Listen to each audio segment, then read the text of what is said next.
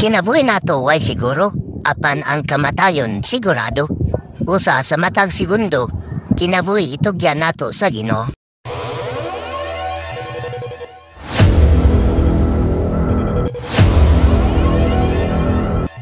Let's go! Kumusta maagoy? Kay na naman ta sa Cebu, magpa-blessing sa ta sa Simala. Pero lagi kulang pa man atong kwarta para makaadto sa Cebu nga magtrabaho sa ta.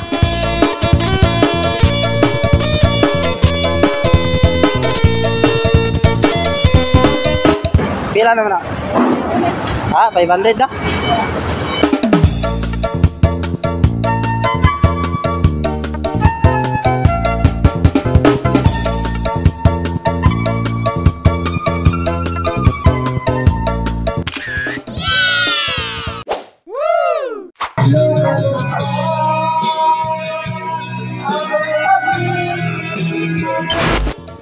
Naaday ko sa balay sa kong iyaan nag-stay. Kay usa man siya ka negosyante. Wala po may tirada dire sa pot. Ha? Sa Mindanao, fighter man. Og pila ray trabaho na kwarta na dayon ta og makaadto na jud ta sa Simala.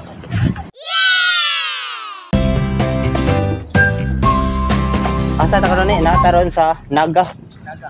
Paadto mi og Simala. Kapit lang sa mi diri kay nindot man kang biyogot. Let's go! Og pila ray dagan nakaabot na dayon ni sa Simala.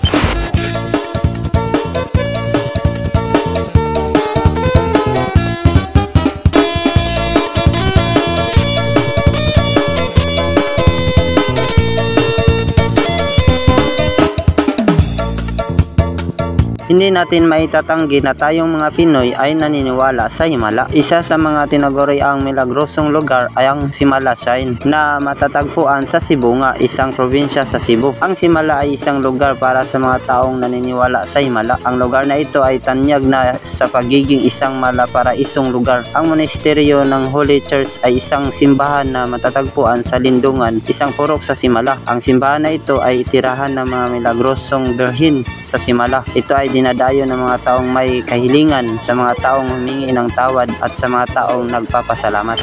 Ang rosaryo mo, hawak namin at awit-awit ang Ave Maria.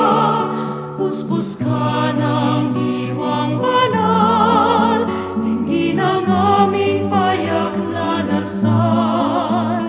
Ihatid mo kami. Katong nagpadala ya Hani, ya John Marie,